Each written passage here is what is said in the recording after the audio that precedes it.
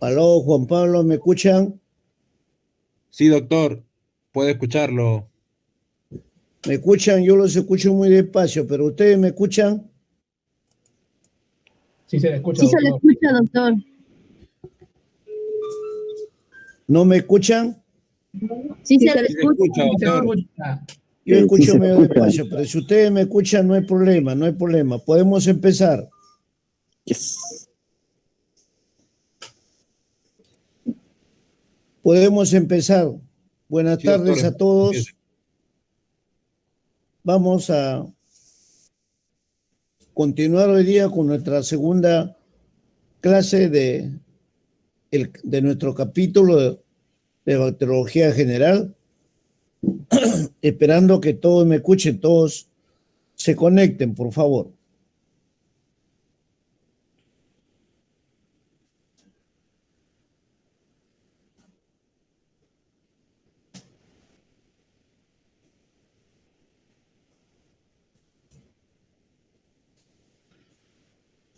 Ivana, ¿con el Mao o con la Ivánita?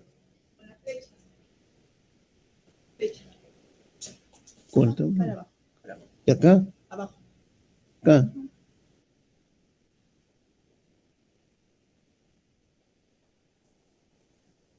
Ya. Pero, muy. No, no es. Mira. Ahí empieza el 1. ¿Y la 1? No es claro. Antes ahí.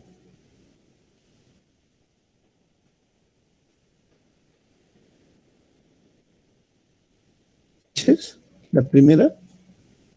Ya, a ver, vamos a ver. Aló, buenas tardes. Buenas tardes, doctor, Aló, puede comenzar. Doctor, buenas tardes, puede comenzar. Juan Pablo, estoy empezando en este momento la clase. Ok, doctor, comience. Está bien. Ya. La clase sobre fisiología bacteriana comprende una serie de conocimientos, conceptos que tienen que ver con toda la fisiología de las bacterias, tanto de las gram positivas como las gram negativas,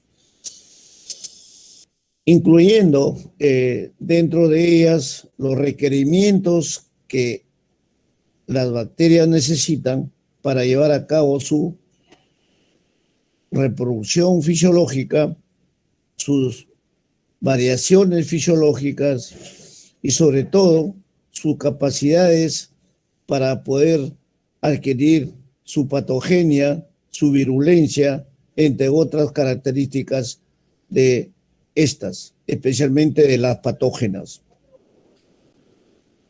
Dentro de esto tenemos que el concepto de las variaciones de la virulencia, como debo recordarles, es que la virulencia es una de las capacidades que se producen en relación con la capacidad de producir acción patógena. Es así que en algunas cepas la virulencia no es un carácter estable, sino puede variar, puede modificarse de acuerdo a las modificaciones o a las consecuencias de que cambian. Las bacterias también mutan. Es cierto que los virus son mutágenos exclusivos. Las bacterias también en algunas cepas pueden mutar, cambiar su estructura interna, como lo vamos a ver, por ejemplo, en el Mycobacterium tuberculosis, como ahora ya estamos teniendo problemas con las resistencias a los ciertos antibióticos del Mycobacterium tuberculoso. Y así otras bacterias, dentro de las enterobacterias, etc. Entonces, esta virulencia tiene tres aspectos fundamentales. Una, que esta virulencia puede aumentar, puede potenciarse cuando se realizan pasajes, o sea, replicar el procedimiento en ciertas cepas de animales susceptibles. Y estos, a su vez, seleccionan pues estas mutaciones o cambios que se van a adaptar a la invasión del animal dentro de su organismo. La otra característica es que se puede variar también por las resiembras periódicas que se hacen en los medios de cultivo específicos.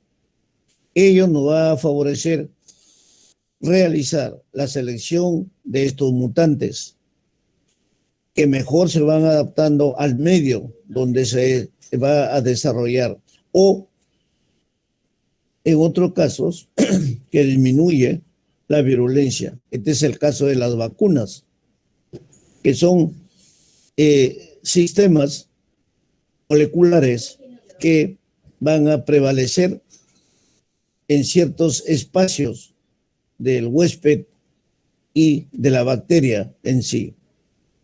Y la otra es las medidas de la virulencia, que también puede determinarse de acuerdo a las dosis, de la dosis mínima que ustedes van a indicar y que puede producir un efecto patológico si no es debidamente indicada o aplicada.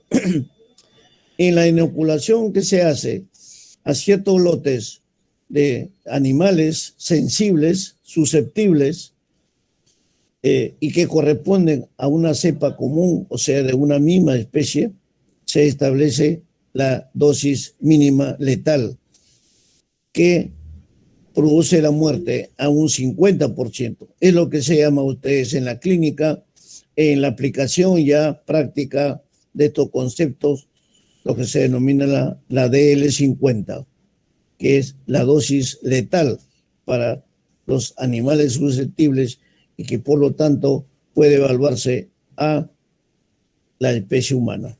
O también en algunos casos la dosis mínima que produce pues infección, y esta se conoce con la sigla de la DI, la D150, la DI 50.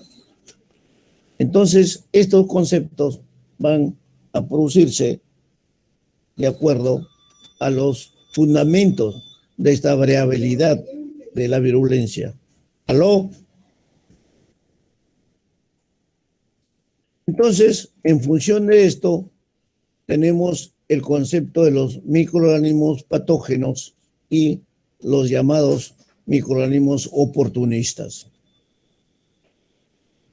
Consideramos que un microorganismo o un germen o un agente microbiano es patógeno en la función que presenta su capacidad de producir enfermedad. La capacidad de producir enfermedad, entonces, es la capacidad patógena del germen. Dentro de esto tenemos los llamados patógenos verdaderos o estrictos, que son los que tienen o poseen la propiedad de colonizar y producir una enfermedad en cualquier especie considerada normal. Y esta patogenicidad se caracteriza por que procede de una fuente exógena, o sea, la fuente de contaminante o infectante viene de la parte externa, y que son muchas veces transmitidos por contagio con otros enfermos, en el caso, por ejemplo, de la tuberculosis o de muchas otras enfermedades bacterianas, o el contagio adquirido a partir de ciertas fuentes intermedias de ciertos animales, por decirlo, o de ciertas fuentes o de ciertos artefactos contaminados. Así también los patógenos llamados verdaderos o estrictos representan una patógena que en gran parte son debidos a factores dependientes del mismo microorganismo, y estas se conocen como toxinas. Y también que estos microorganismos pueden producir enfermedades infecciosas que se manifiestan durante la evolución de este proceso a través de un cuadro clínico típico y que va a especificar básicamente las características del agente inductor, o sea, del agente causal de esa infección. Por otro lado, tenemos los patógenos llamados patógenos potenciales u oportunistas también, los cuales representan la capacidad de colonizar el organismo humano y producir enfermedades cuando se produce un aumento de la susceptibilidad del huésped. Es decir, todo ser humano que está sujeto, por ejemplo, a actos de quimioterapia, radioterapia, por decir, o que están con algunos problemas de estrés, de deficiencia inmunológica o dentro del grupo de las inmunodeficiencias, van a ser mucho más importantes. Y esto se caracteriza fundamentalmente por proceder normalmente de una fuente endógena, o sea, interna, dentro del mismo organismo, del transmisor o del receptor final, que es el hombre, y que producen enfermedades después de un periodo que se va a integrar en la flora normal del enfermo y se manifiestan como portadores o potenciales patógenos que esperan un momento de inmunosupresión o de la acción que aumenta la susceptibilidad. Entonces estos agentes microbianos tienden a producir una determinada enfermedad. O también se ve en otro caso que su acción patógena pues es importante, se plasma en las condiciones deficitarias del huésped, es decir, todo lo que hemos mencionado y otras causas, como se ve ahora, el estrés, la angustia, la preocupación, el trajín, el déficit alimentario, el déficit de factores o vacunas que mejoran la respuesta inmunológica. Y también pueden producir ciertos cuadros clínicos llamados atípicos, que no es sino un cuadro que se añade, se agrega al estado que presenta el enfermo en una determinada patogenia o en una determinada patología causada por un agente microbiano específico. Por otro lado, tenemos los llamados parásitos intracelulares y extracelulares.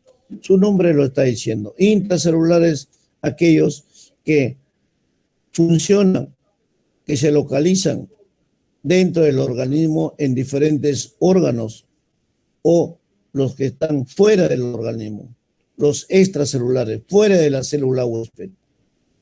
Estas bacterias patógenas tienen cierta relación con las otras células que actúan como parásitos extracelulares o intracelulares, o también llamadas en otro estadio facultativas o intracelulares estrictos. Es decir, que necesitan ese medio intracelular para que puedan finalmente producir esta patología, esta patogenia. Estas bacterias, las bacterias extracelulares, básicamente se multiplican en todos los espacios intercelulares y también son sensibles a la fagocitosis. Y además producen una infección cuando elaboran sustancias o mecanismos que inhiben la fagocitosis, que veremos más adelante. La fagocitosis no es sino el procedimiento inmunológico que evita la replicación de las bacterias dentro del organismo.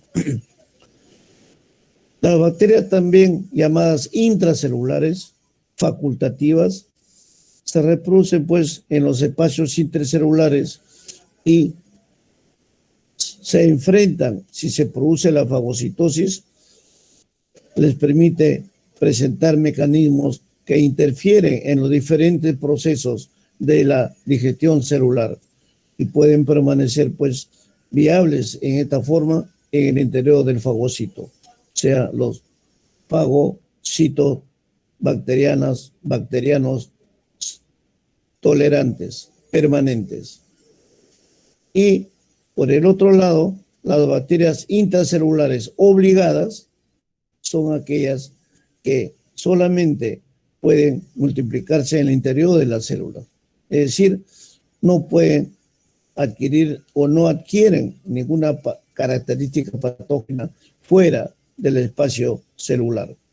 Entonces, ellas son las llamadas bacterias intracelulares obligadas.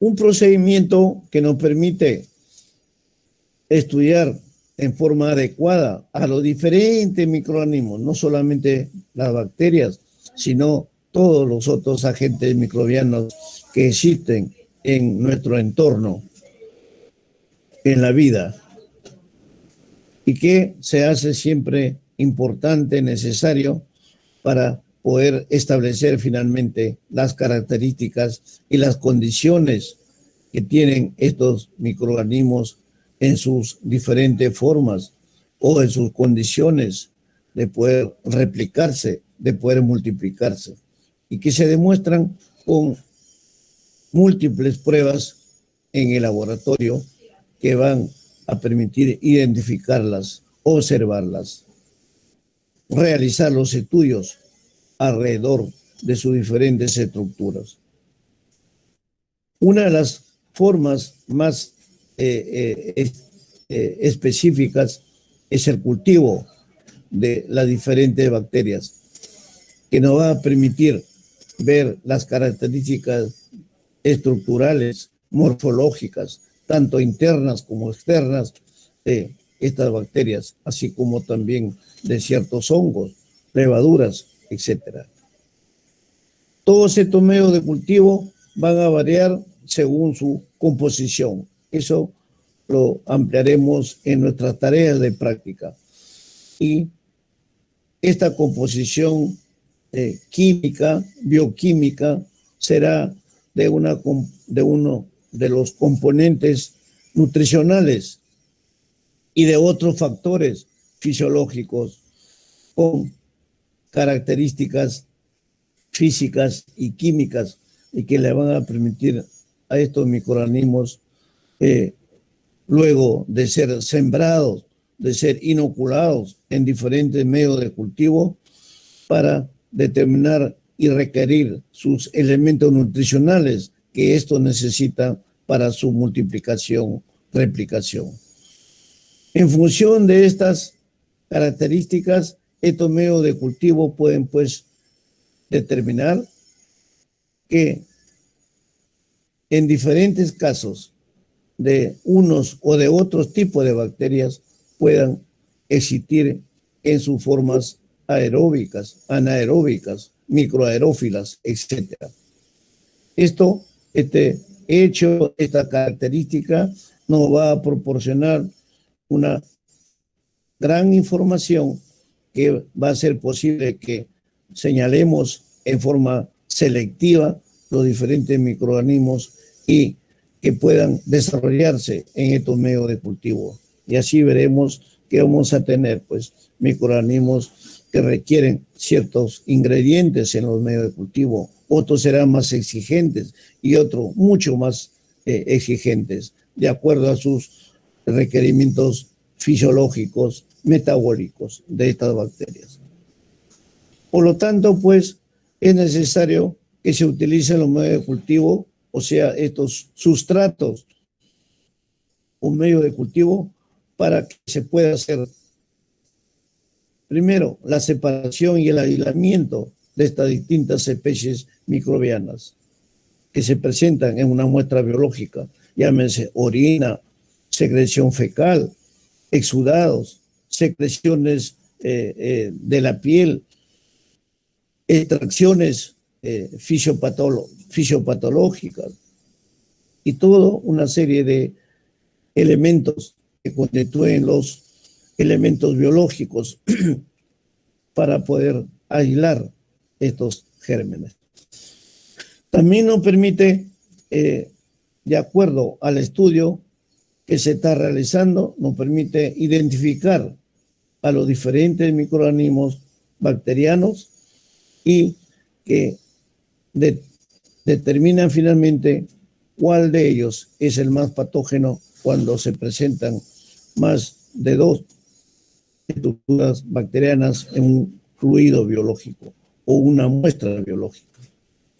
Que eso ustedes lo van a relacionar con las manifestaciones clínicas prevalentes de acuerdo al grado de infecciosidad o al grado de evolución de la enfermedad primaria o aguda. También va a permitir que conocer los diferentes tipos de metabolismo que realizan estos microorganismos bacterianos. Y de acuerdo a las características, utilizarán pues diferentes metabolitos que puedan darles las potencias microbianas o la producción de otras características en función de uno de esos componentes. En caso de la bacteria, por ejemplo, el indol es un indicador importante para determinar las formas bioquímicas, las reacciones bioquímicas de muchas bacterias. También nos va a llevar a que podamos realizar estudios macroscópicos y con ello visualizar las características de estas colonias o de cepas que hemos obtenido de los medios de cultivos, especialmente los medios de cultivos sólidos, ya que vamos a ver más adelante que los medios pueden ser sólidos, líquidos, semisólidos, etc. También la realización del antibiograma, que es una prueba muy importante que hasta hoy día tiene una vigencia importante, interesante en medir y que nos va a permitir medir la sensibilidad de las bacterias frente a diferentes antibióticos. Ustedes manejarán en la parte clínica para determinar cuándo esa bacteria es susceptible a los antibióticos que ustedes van a indicar y que en otros casos determinar si no actúan es porque hay algún impedimento, alguna barrera dentro de la relación huésped-microorganismo. Y es ahí donde se va a necesitar y se tiene que hacer en forma determinante esta prueba del antibiograma, que lo veremos también, lo explicaremos en las tareas prácticas de nuestros grupos. Y también nos va a permitir hacer las pruebas de CMI, o sea, determinar cuál es la concentración mínima que va a producir una inhibición en la bacteria en relación en su contacto con la célula humana. Y también para la conservación de ciertas especies microbianas o muestras que se van a trabajar en el laboratorio respectivamente. Aquí tenemos un esquema para que ustedes lo interpreten como la curva de la reproducción o fisiología de una bacteria determinada. Ahí tenemos por el lado izquierdo donde se indica la parte logaritma mínimo del microorganismo, o sea, lo que va a determinar su reproducción, su multiplicación dentro de las concentraciones viables. Y en la recta horizontal tendrán ustedes el tiempo que se realiza. En una escala de 1 a 4, vemos cómo a nivel de el número 3, en la escala 3, ya puede ser en días, puede ser en semanas, puede ser en minutos, en horas, que la bacteria alcanza su número máximo, su concentración máxima de multiplicación de las bacterias en desde su evolución primaria, y que por la acción del tratamiento que se le indicará, comenzará ya a partir del cuarto día o de la cuarta semana, según la evolución y según la característica de la bacteria, a disminuir hasta lograr el estándar de bienestar del huésped. Entonces, frente a eso, nosotros tenemos que hablar algunos conceptos muy estables, muy estricto en cuanto a su conocimiento, a sus conceptos, que es el metabolismo bacteriano, como hemos señalado en forma general a la entrada de estas explicaciones. Entonces, el metabolismo bacteriano le va a permitir obtener la producción de energía, y para ello hay 3 procesos fundamentales que realizan las bacterias, que es la respiración aeróbica, la respiración anaeróbica y la fermentación. La aeróbica, donde necesitan obligadamente, necesariamente oxígeno para su metabolismo, para su respiración, y la anaeróbica, que no necesita oxígeno o lo utiliza en un mínimo momento de su desarrollo, de su metabolismo. También utilizan vías metabólicas centrales, es decir, entre ellos tenemos la vía de Embden-Meyerhof, o sea, la glicólisis, que ya lo han asimilado ustedes en sus conceptos de bioquímica, o el ciclo del ácido tricarboxílico, que se conoce como el ciclo de Krebs, donde finalmente se determinan las proteínas o los aminoácidos que van a determinar la patogenicidad a través de este metabolismo bacteriano, metabólico de las bacterias.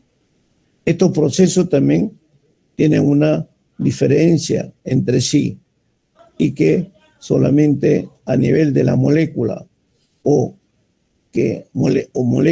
moléculas, y que son utilizados como aceptores terminales de electrones finalmente dentro de las bacterias. También se van a hacer importantes en la respiración aeróbica el empleo de diversos métodos para que se puedan transformar la glucosa, por ejemplo, en piruvato, y después se emplee el ciclo de Krebs para producir la forma reducida del componente de hidróxido de sodio, que nos va a permitir comprender este ciclo, y que ya lo han visto ustedes en la parte de bioquímica. El O2 finalmente también, o sea, el oxígeno molecular, también va a servir como aceptor terminal de los electrones en muchas reacciones bioquímicas que se realizan dentro de la célula huésped.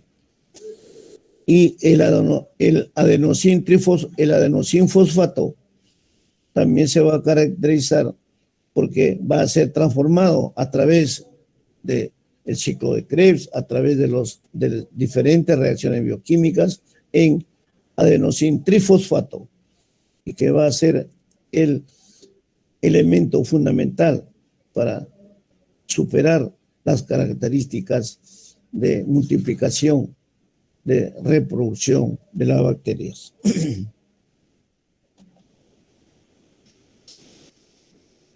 Tenemos dentro del metabolismo o fisiologismo bacteriano dos aspectos importantes, que es la variación anaeróbica y la fermentación. La respiración anaeróbica, que es exclusivamente de todas las bacterias llamadas anaeróbicas, es decir, que no necesitan permanentemente o en su mayoría la presencia del oxígeno para su realización de diferentes. Respiración anaeróbica, entonces, que se caracteriza en forma muy estrecha a la forma aeróbica, con excepción de que emplea la anaeróbica un conjunto o una forma distinta de los citocromos y que le van a dotar de electrones o en una molécula inorgánica, como por ejemplo sulfatos, nitratos, carbonatos, etc. Es decir, elementos importantes y de alguna manera obligados en la composición de los receptores celulares. Y la fermentación, llamamos así al tipo de metabolismo que van a recibir las diferentes bacterias y que demuestran una acción metabólica eficiente. Y en el curso de esta misma se utiliza, por ejemplo, la glucosa, como lo vamos a ver en las enterobacterias, que son en su mayoría gram negativas y que van a producir pues este carbohidrato y que se va a transformar en piruvato a través de la glucólisis, un procedimiento bioquímico importante como el ciclo de Krebs. El de hidrógeno de sodio es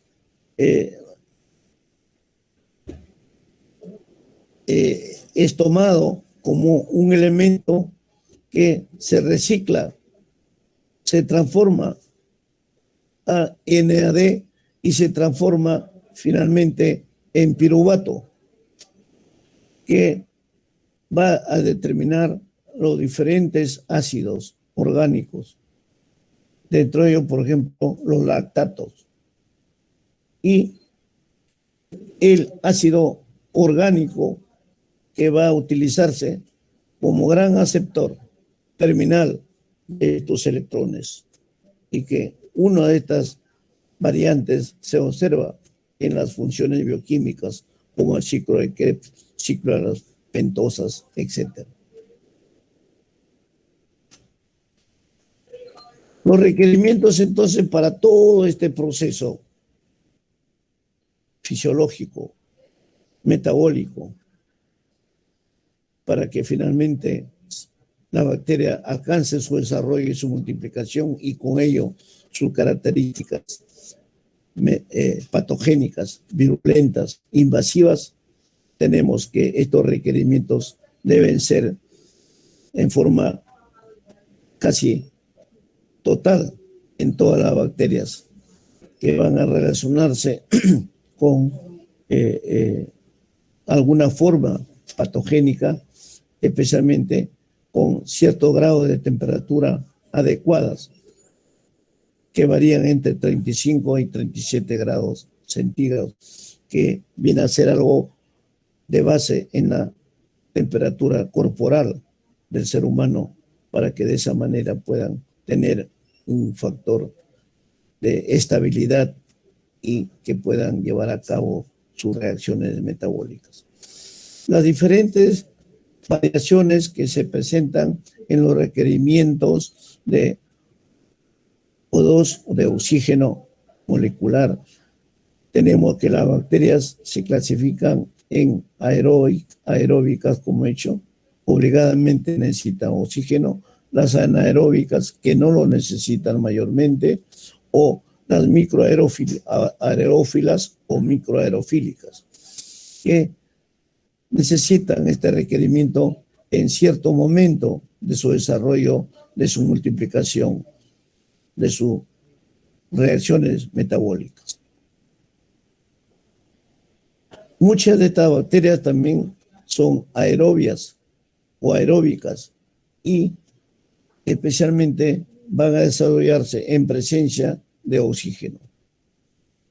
Es decir, ese cambio reversible se produce en, como lo hace en las bacterias, otras bacterias positivas. Otras bacterias son aeróbicas, que no utilizan el oxígeno como hemos señalado. Y su hábitat generalmente es el aparato digestivo, incluyendo pues también la cavidad oral. Dentro de todas las patogenias intestinales, todas las patogenias intestinales, ahí vamos a tener un gran capítulo que es las bacterias, las enterobacterias, y que vamos a determinar estas características específicas en este grupo.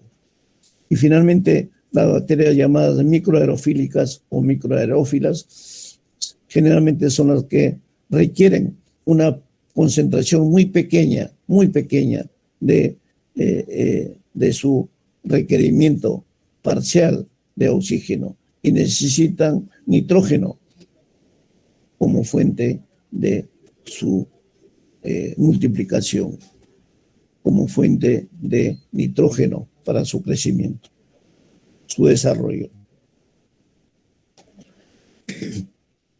Estos requerimientos para el crecimiento bacteriano, entonces, van a ser en forma variada según los requerimientos que necesitan las bacterias, determinados por diferentes nutrientes orgánicos e inorgánicos. Por ello, las bacterias participan pues en múltiples funciones metabólicas y pueden también metabolizar un número importante, amplio de sustancias orgánicas. Algunas de estas bacterias necesitan también medios de cultivo muy sencillos y que básicamente tienen cloruro de amonio y glicerol como fuente metabólica. Otros requieren, en cambio, nutrientes especiales como sangre, suero, levaduras, peptonas, es decir, proteínas, carbohidratos y otros componentes que lo hacen ser bacterias más exigentes, con requerimientos más complejos y que tiene que ver con su grado de patogenicidad, de virulencia fundamentalmente. La llamada multiplicación bacteriana, las bacterias tienen la capacidad de multiplicarse por fisión binaria transversal. Esa es la fase más importante que realiza la bacteria. Otros microorganismos no se multiplican por esta actitud, por esta actividad. Las bacterias sí lo hacen siempre por fisión binaria transversal. También se multiplican de manera logarítmica, como hemos visto en el esquema anterior, donde vemos la fase de crecimiento logarítmica, fase log, y el desarrollo a través de un tiempo determinado. La fisión binaria, entonces, es un proceso asexual y no sexual que va a determinar esta forma de presentar en estas bacterias.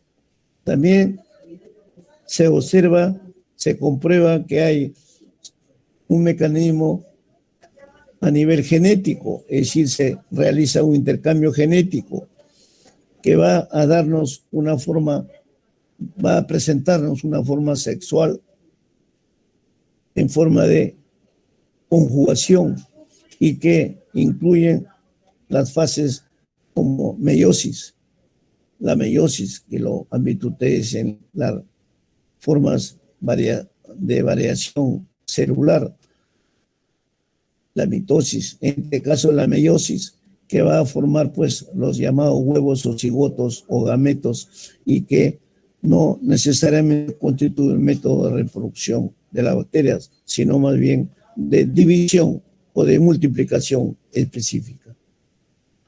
Y finalmente, el crecimiento bacteriano pues es autolimitante, es decir, al agotarse sus nutrientes esenciales, las bacterias pueden ser lisadas, pueden reabsorberse, pueden destruirse recíprocamente al carecer de estos medios o de estos nutrientes importantes llamados esenciales.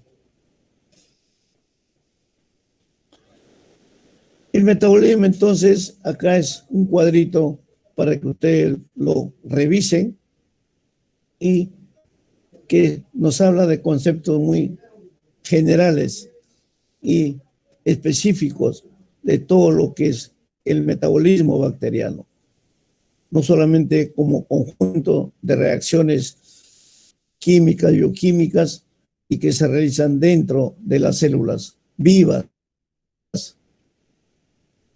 que tienen la capacidad de multiplicarse, que tienen la capacidad de dividirse y desarrollar todas sus actividades dentro del organismo. Todas estas bacterias en su mayoría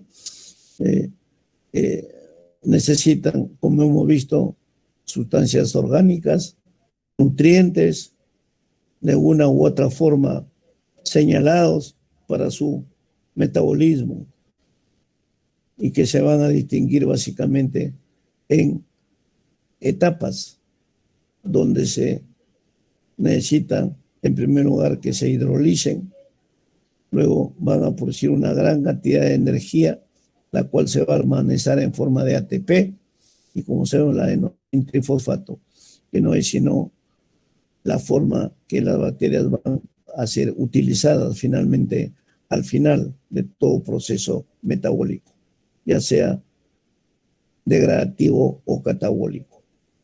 Todos estos sistemas entonces relacionados con el metabolismo bacteriano van a ser referenciales a una serie de reacciones químicas, bioquímicas, que se combinan con sustancias diferentes, simples o complejas, o con moléculas mucho más complejas, y las reacciones de esa manera son las llamadas anabólicas y que suelen necesitar de energía básicamente.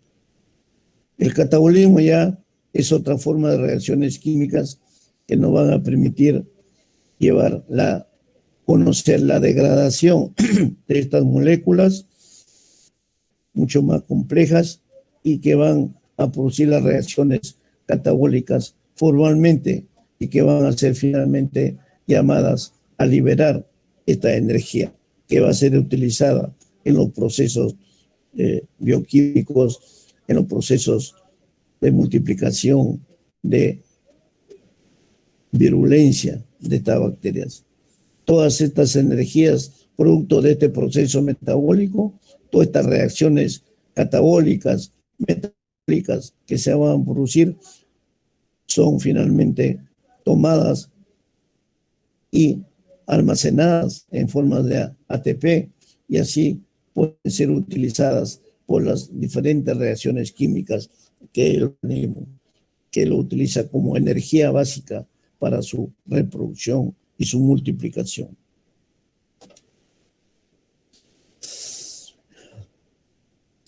Los diferentes métodos para la producción de energía en las bacterias, en los microorganismos bacterianos, incluyendo micóticos y otros agentes microbianos, excepto los virus, tenemos que la energía básica de este proceso metabólico pasa de soluciones a los organismos fotosintéticos y después a los otros organismos en forma de energía que constituye la potencia contenida en los diferentes enlaces de las respuestas o de los compuestos químicos, bioquímicos.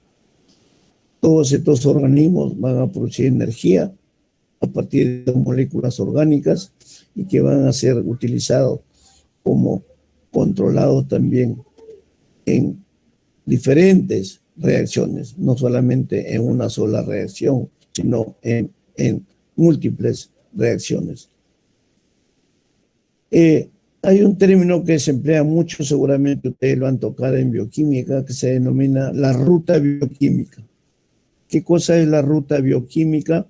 No es sino el conjunto de reacciones químicas catalizadas y con la acción enzimática, con una acción enzimática que tiene lugar en una célula bacteriana.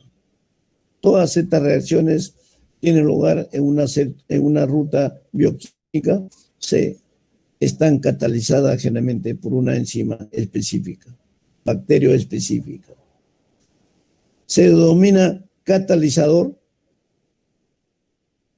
Las enzimas son catalizadores muy importantes. Aquellas sustancias pues que permiten acelerar una reacción química, bioquímica, sin que éstas sean alteradas. Y de esa manera se va aumentando la frecuencia en las diferentes colisiones o disminuyendo esta energía necesaria para una activación microbiana. Y finalmente se denomina enzima a los diferentes catalizadores biológicos que van a actuar en los diferentes seres vivos y que son proteínas básicamente. Cada una de estas enzimas afecta solo a un sustrato específico. Por ello que las enzimas son específicas para cada sustrato. No son heterogéneas, no son multicatalizadores, múltiples, sino son proteínas específicas para cada una de estas reacciones.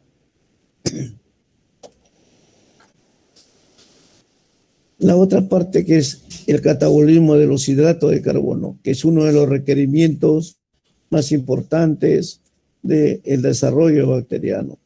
Aparte de los lípidos, las proteínas, los hidratos de carbono son uno de los elementos que van a utilizar la mayoría de bacterias y tienen una alta importancia en el catabolismo de hidrato de carbono y que la mayoría de los microorganismos lo utilizan para oxidar azúcares, para obtener la energía necesaria para la vida celular. ¿Sí? Es decir, necesitan glucosa, lactosa, sacarosa, etcétera. Todos los carbohidratos importantes que constituyen estos componentes. La alteración de alguna de estas moléculas de hidrato de carbono es lo que se realizan en los microorganismos para obtener energía. Y también catabolizan pues unos lípidos y proteínas en sí, como lo veremos en nuestras tareas grupales de práctica. Especialmente, repito, en el grupo de las enterobacterias, que son fermentadoras y reductoras de los hidratos de carbono por excelencia. Para producir todo este carbohidrato a partir de la glucosa, que constituye el hidrato de carbono más utilizado por los microorganismos. Entonces, estos van a ser procesados, tanto utilizados en la respiración o en la fermentación de las bacterias. Ello nos lleva a observar y a conocer que una de las etapas de degradación de la glucosa más importante es la oxidación. Y de esta de este proceso de la oxidación pasa a ácido pirúvico y todo este proceso, como ustedes saben perfectamente, es la fase de la glucólisis o glucólisis.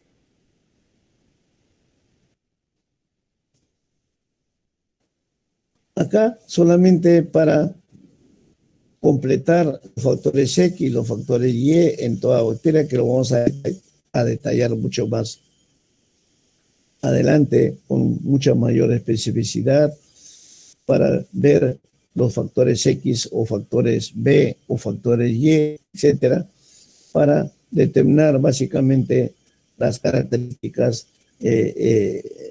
poco exigentes o muy exigentes de las vitaminas, bases púricas, pirimídicas, etcétera. Son los factores de arranque y los factores inhibidores.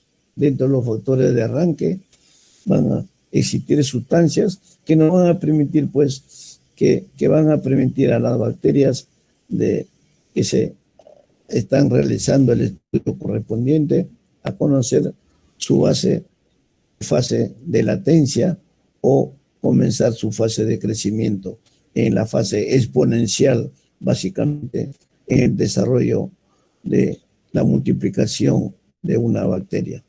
Los factores inhibidores son componentes también que van a impedir, pues, que el crecimiento se realice de una manera estándar o positiva, ascendente.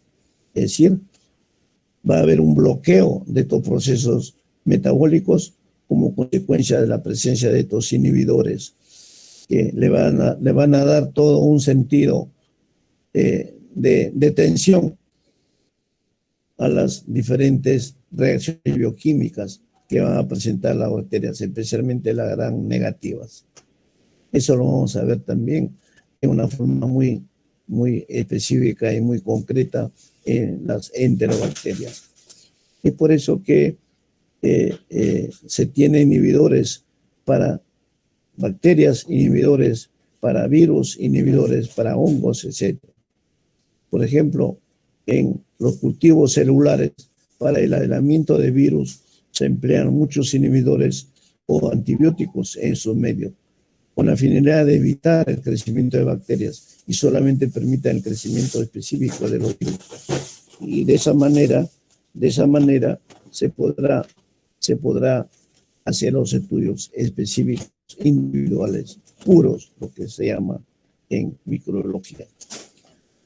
Los antibióticos también constituyen inhibidores o destructores de la propia bacteria, de los otros microorganismos o hongos, etc.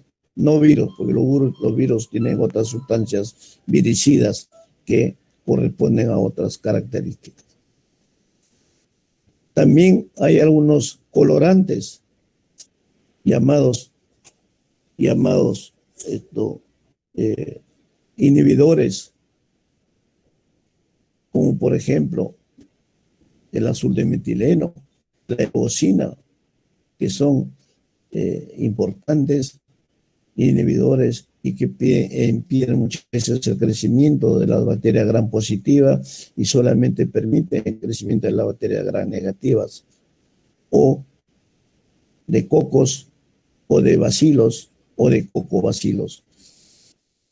De ello se utilizan, pues, en estos medios de aislamiento para permitir el estudio, la especificidad, la individualidad en un medio de cultivo.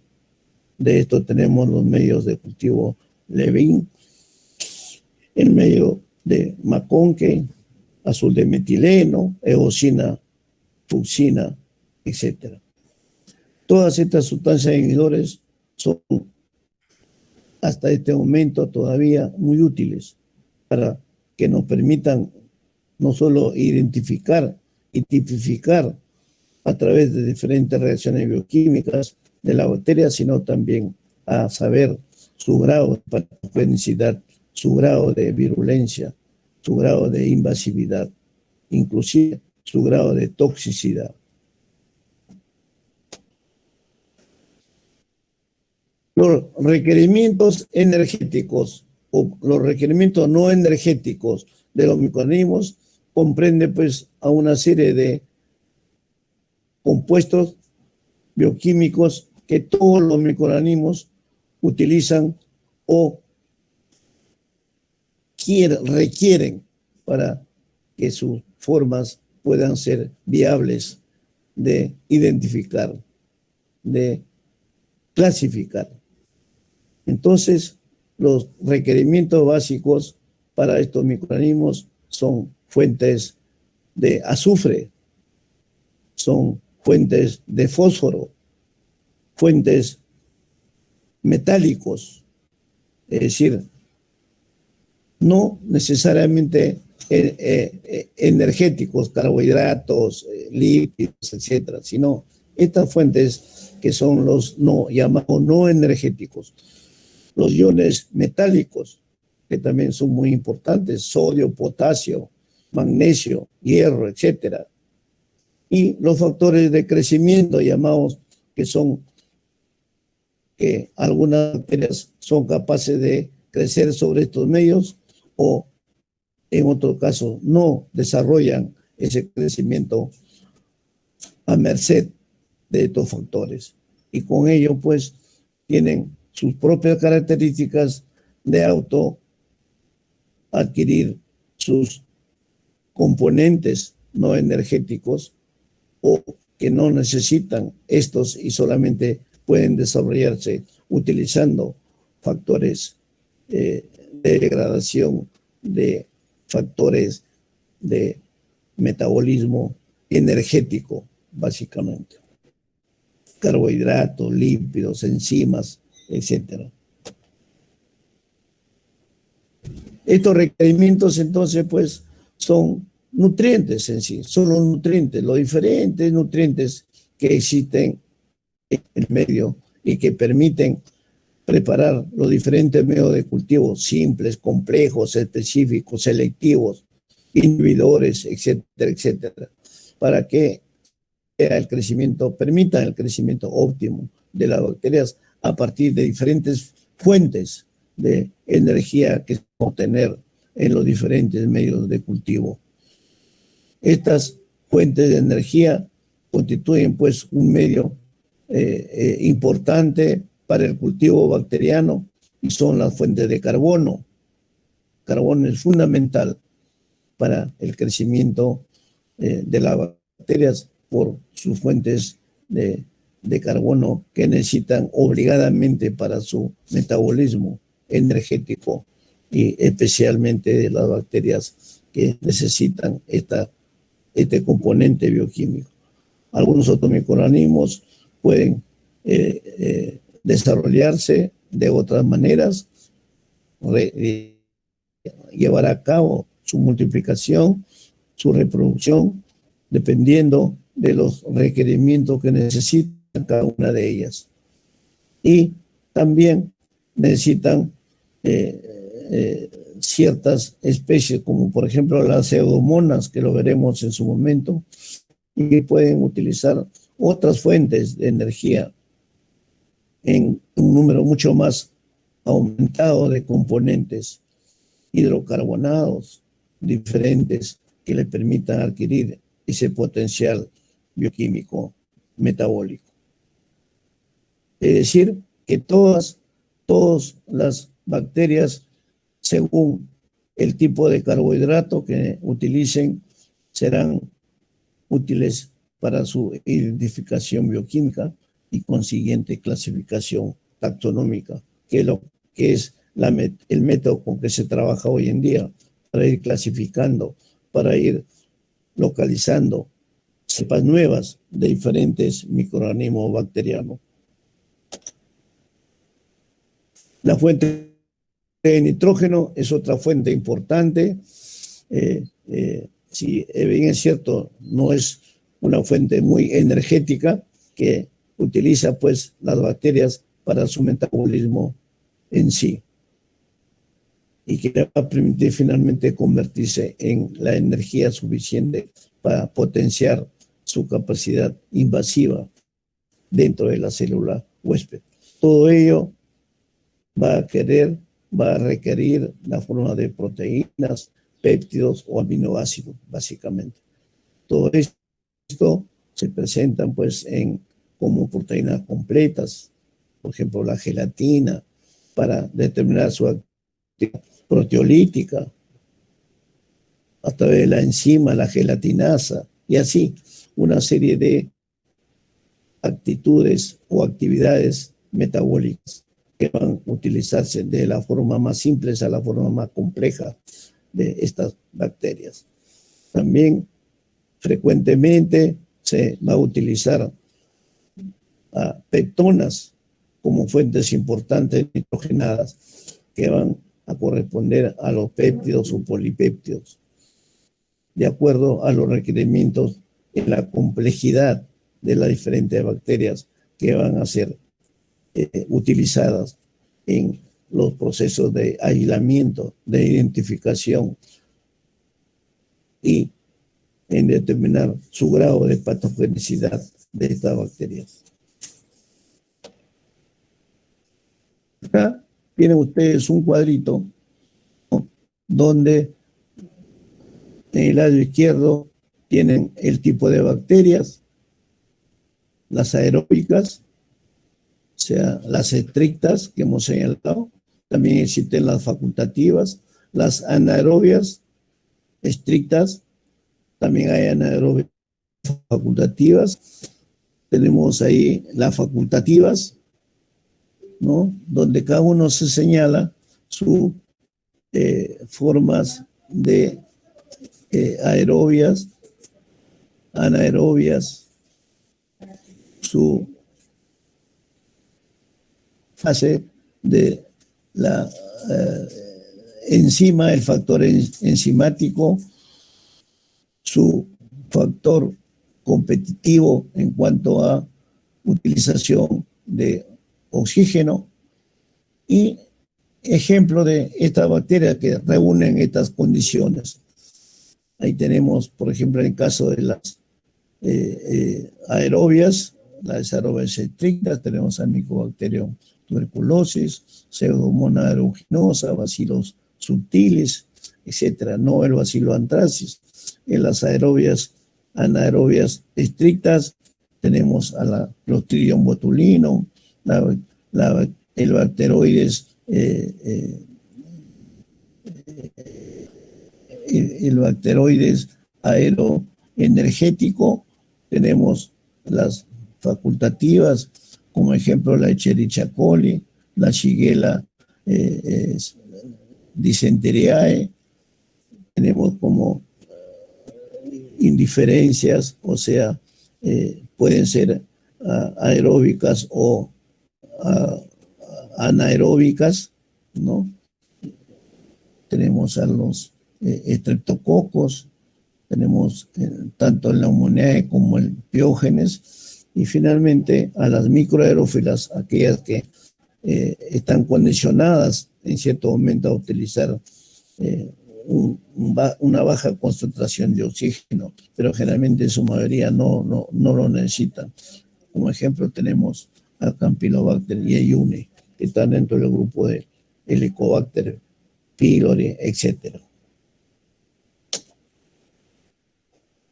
Respiración es otro fenómeno que hemos señalado, que va a realizarse dentro del proceso metabólico en general de las bacterias en sí. Para ello tenemos entonces proceso de respiración, tanto la aeróbica como la anaeróbica. En los diferentes procesos de las reacciones bioquímicas del crecimiento, metabolismo de crecimiento, de multiplicación, de invasión de las bacterias, tenemos que actúan como elementos de potenciación de estos procesos, coenzimas, y también van a ser necesario los mecanismos de quimioósmosis para que finalmente puedan permitirse la aplicación, la producción de ATP, que se va a producir en este caso las diferentes reacciones bioquímicas que van a sustentar o que van a permitir que estas sustancias puedan atravesar membranas, puedan localizarse a otros niveles de la célula. Y toda molécula orgánica pues puede ser degradada en alguna forma de un microorganismo diferente. Y durante la respiración, pues básicamente se va a dar a cabo con concentraciones de carbono y agua y obteniéndose pues ATP final como un producto final y que va a permitir durante este proceso de la respiración, ¿no? Y que en la fermentación también va a ser necesario. La respiración aeróbica entonces se llama en forma específica cuando el aceptor final de todo el proceso de hidrógeno y de fermentación bioquímica constituyen los electrones, que es el oxígeno molecular para esta reacción aeróbica. Esencialmente, fundamentalmente, la presencia del oxígeno molecular. La respiración anaeróbica ya es aquella en la que el aceptor final del hidrógeno, o sea, a nivel de los electrones, es una molécula inorgánica distinta del oxígeno molecular, como por ejemplo los iones nitratos, sulfatos, carbonatos, etc. Todo esto constituye en la naturaleza parcial o total de los diferentes ciclos del nitrógeno y del azufre, que son los que van a llevar a cabo estas bacterias, que son pues básicamente necesarias para que utilicen estos elementos y puedan llevar a cabo su respiración fundamental. Y la clasificación de todas las enzimas, las más importantes. Hay muchas ahora nuevas enzimas que se están estudiando para aumentar, dadas las características mutantes, cambiantes de muchas bacterias. Ahí tenemos las clases de las enzimas. Como hemos visto, estos son factores de potenciación que van a permitir una mejor oxidación en el proceso respiratorio de las bacterias. Estas enzimas, por ejemplo, la oxidorreductasa, las transferasas, las hidrolasas, las liasas, las isomerasas, las liasas, ¿no? Sus formas bioquímicas, ¿no? Para el caso, por ejemplo, de las hidrolasas, son la lipasa, la sacarasa. Para el caso de las liasas, son las oxalato descarboxilasa. Y así van tomando su nomenclatura de acuerdo a la clase de la enzima requerida. Las reacciones catalíticas que se llevan a cabo para este proceso bioquímico ya son diferentes reacciones que van a producir la transferencia de estas sustancias a través de diferentes reacciones de hidrólisis, de adición de moléculas, reacciones de isomerización, formación de enlaces con la hidrólisis de ATP, etcétera, etcétera. El proceso bacteriano finalmente, luego de ver todo este componente de elementos que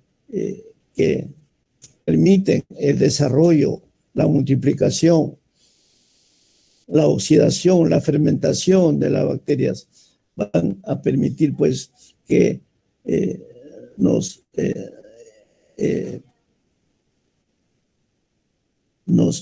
propaguemos, nos permitan estudiar los diferentes componentes estructurales y químicos de las bacterias en todo su desarrollo, y con ello lograr su supervivencia dentro de las células y llevar a cabo pues el estudio completo de las diferentes colonizaciones que se producen dentro del especie humano.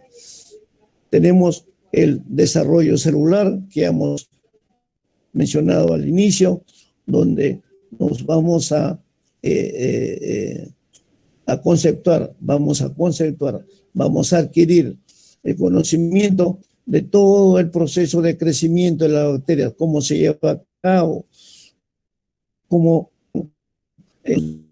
diferentes bioquímicos para su metabolismo, sus diferentes reacciones bioquímicas para que puedan utilizar o no el oxígeno molecular. Ya hemos visto las aeróbicas, las anaeróbicas, las microaerófilas, facultativas, estrictas, etcétera. Todo ello nos permite obtener un desarrollo celular que permita determinar la etiología final específica de un cuadro patológico bacteriano. Y todo esto es posible a través de este concepto amplio que es el metabolismo bacteriano, que hoy se conoce como la fisiología integral de las bacterias, de la bacteriología, que tiene que estudiarse todos los procesos que permiten su crecimiento, su desarrollo de bacterias a través de diferentes reacciones bioquímicas, oxidación, fermentación, etcétera, reducción,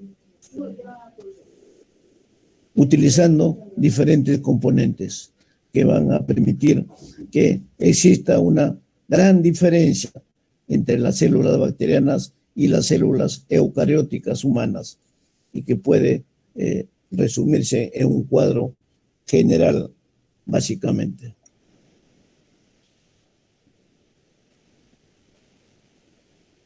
Esto nos permite que a través de este metabolismo nos va a permitir que tengamos en el conocimiento del desarrollo microbiano de una determinada bacteria dentro del cuerpo humano, que estas bacterias conoceremos que son mucho más importantes y mucho más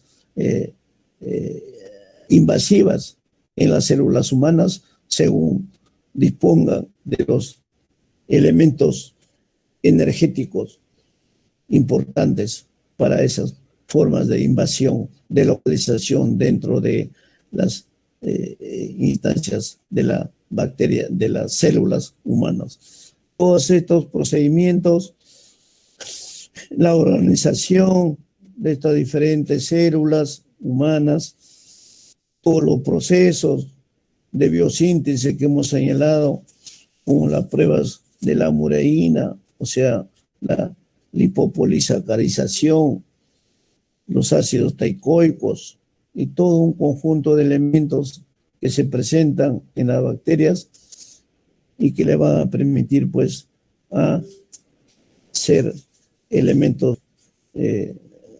casi exclusivos en sus características genéticas, morfológicas. Todas estas diferencias contribuyen hoy en día a que se conozca en forma muy profunda las diferentes formas en la naturaleza para determinar, conocer el proceso metabólico entre el hombre y los microbios que lo rodean, ya que el ser humano está permanentemente rodeado, estamos permanentemente en contacto con diferentes microorganismos, con diferentes estructuras microbianas. Entonces, eso hace que tenemos que estar alerta siempre para determinar y lograr el aislamiento de las bacterias en forma específica. Todo esto es conveniente, todo esto es posible conociendo ampliamente la taxonomía de la bacteria, los diferentes grupos bacterianos, su fisiología bacteriana en base a su metabolismo y a señalar sus formas que nos permitan determinar que tal bacteria a tal nivel puede estar produciendo o no una patología señalada de acuerdo a las formas sintomáticas que se observará en los diferentes procesos de la evolución de una enfermedad, especialmente en la fase aguda, que ustedes tendrán que ser muy prudentes, muy firmes, muy rápidos para poder determinar el agente etiológico bacteriano, en este caso, sobre el huésped, sobre el paciente que ustedes están evaluando. Todo ello entonces hará pues posible que se haga un diagnóstico rápido, un conocimiento preciso, unas pruebas de laboratorio específicos u otras pruebas que señalen específicamente la presencia del agente etiológico fundamental de esa patogenia, de esta patología, y de esa manera actuar inmediatamente con los procesos de quimioterapia, antibioterapia, antibiótico-terapia y todos esos elementos que van a permitir la recuperación del ser humano.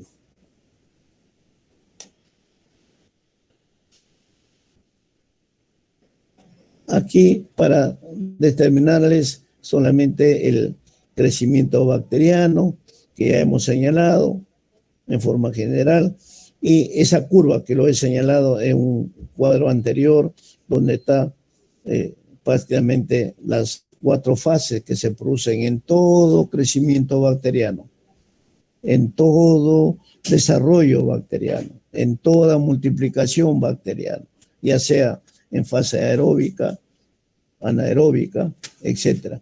Tenemos la fase de latencia, que es el tiempo que necesita la bacteria para su adaptación inicial, el medio o en la célula huésped, y que va a determinar el volumen en que se va a dividir esa fase. Tenemos luego la fase de desarrollo exponencial o logarítmico, fase log. En esta fase las bacterias ya se van multiplicando a una mayor velocidad exponencial, y que esta actividad, pues, a través de sus diferentes reacciones metabólicas en el camino y el grado de sensibilidad de todos los agentes que involucran, como son agentes físicos, químicos, agentes antibacterianos y fagos, en óptimas condiciones para que esta fase lleve a cabo su desarrollo, su multiplicación. Luego tenemos la fase estacionaria, donde ya el número de células que se van generando ya va igualándose al número de células que mueren por acción ya de un antibiótico, de un inhibidor, de un agente que pueda inhibir ya este desarrollo. Y finalmente la fase de declinación o muerte, que en esta fase ya las condiciones del medio ambiente intracelular o extracelular se vuelven pues completamente negativos a las bacterias y mueren.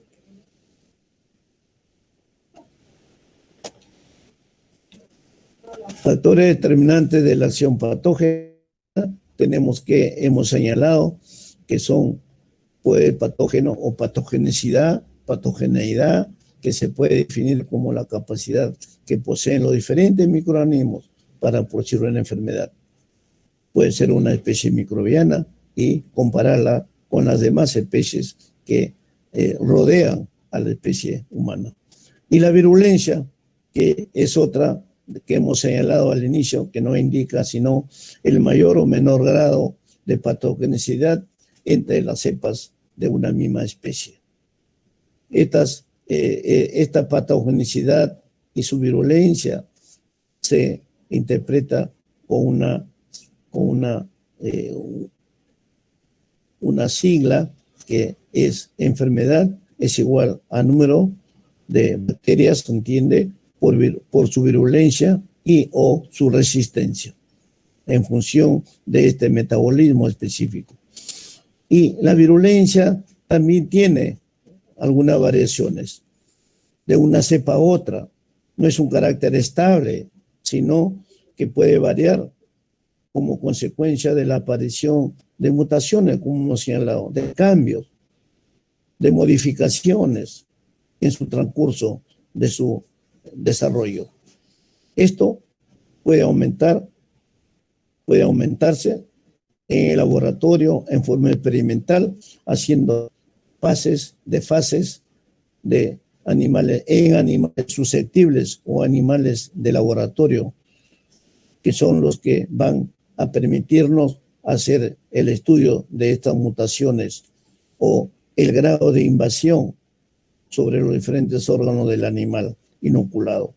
Y también nos puede permitir variar las diferentes pasajes o resiembras que se van a producir en los diferentes medios de cultivo y que nos va a permitir favorecer la selección de alguna mutante, de algún nueva cepa, sin perder la estructura integral de la bacteria.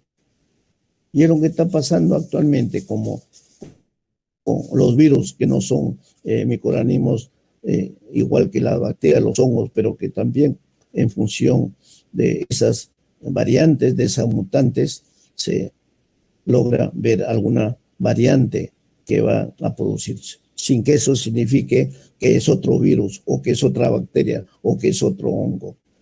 Simplemente los componentes internos, las estructuras a nivel de superficie celular o de parte central del citoplasma o del núcleo, pueden ocurrir algunas variantes, o de la pirámide que componen toda la estructura genética del microorganismo. Todas estas ya nos permiten entonces que las bacterias vayan tomando ya formas características, como por ejemplo las saprofíticas, que son las que viven en la naturaleza, el medio ambiente, y se nutren generalmente de la materia inorgánica u orgánica, incluyendo la no viva. Las simbióticas o parásitos, que son los que viven generalmente en la superficie o en el interior de un ser vivo y que nos van a permitir obtener cierta protección, o sea, los receptores que nos van a permitir proteger a nivel de receptores de la célula invadida. El comensalismo, que también es otra forma que permite la asociación de las bacterias en el huésped. Este es un grupo generalmente asociado con la flora normal de la piel y las mucosas, como lo veremos de forma más amplia. El mutualismo es otra forma, es otra asociación, otro modelo que es beneficioso en algunos casos y para el huésped o para algunas bacterias del tracto gastrointestinal, que sintetizan básicamente vitaminas K, B12, todo el complejo B, B5, etc.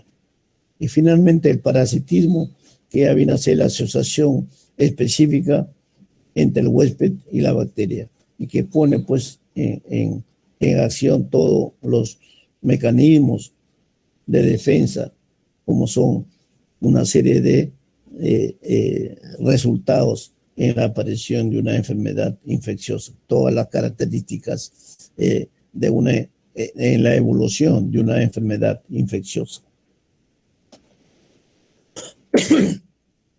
Modelo de virulencia, ya lo hemos señalado, solamente para reforzar lo que hemos señalado anteriormente, para medir la medida de la virulencia, que se hace por diferentes pruebas, el antibiograma es uno de ellos. Otra es la prueba de determinar la fase letal o la fase inicial o la dosis mínima del grado de virulencia de una bacteria. Todos estos microorganismos, todos estos procesos nos llevan a determinar si estamos con un microorganismo patógeno u oportunista.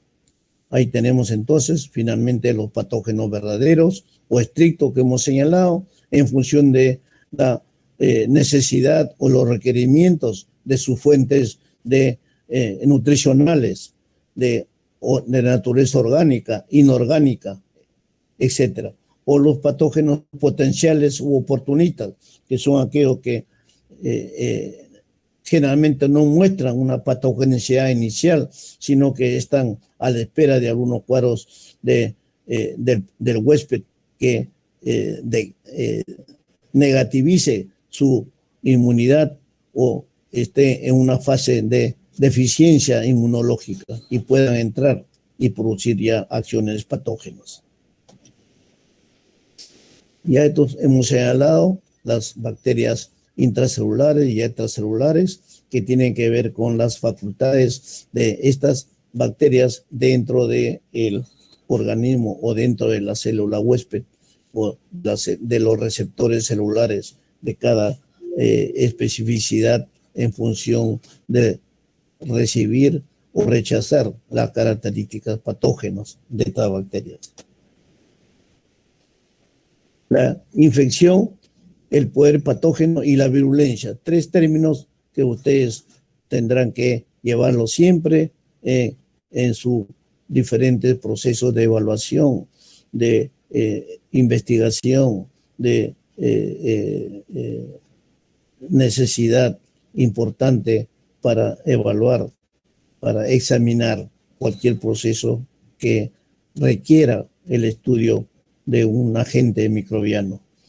Ahí tenemos entonces, a través del cuadro de una infección, tienen que establecerlo para determinar la multiplicación, si es potencial o es contaminante, dependiendo de la forma que se aísle, se determine finalmente el agente infeccioso.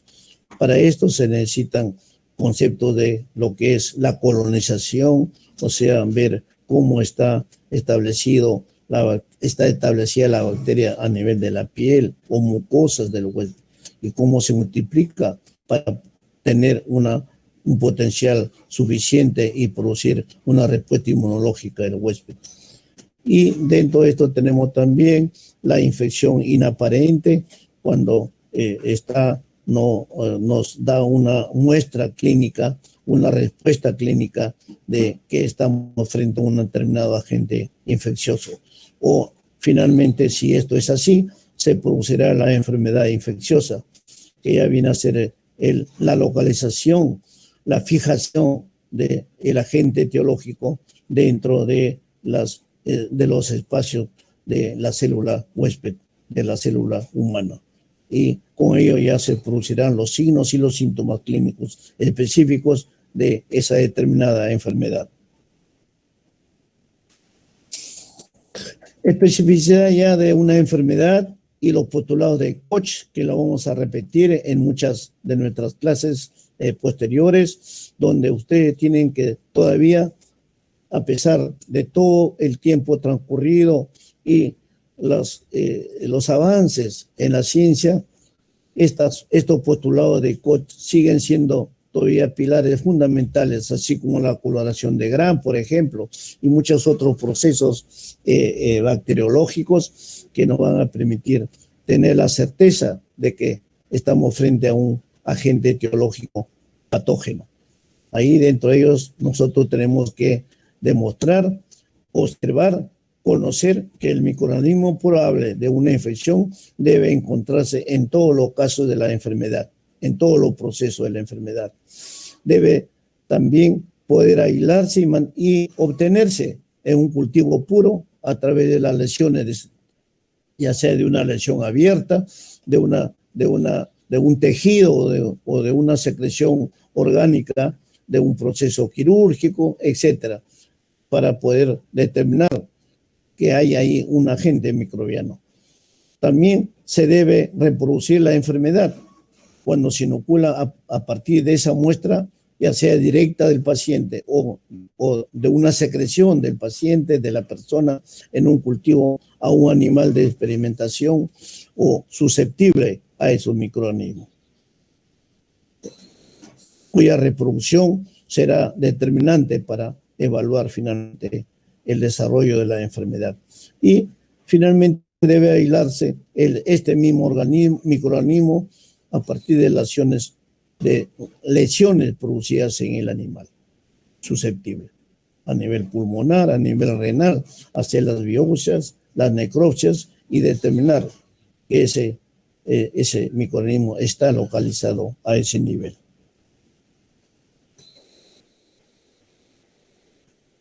Bien. Con esto hemos terminado esta diserción de nuestra clase, esperando que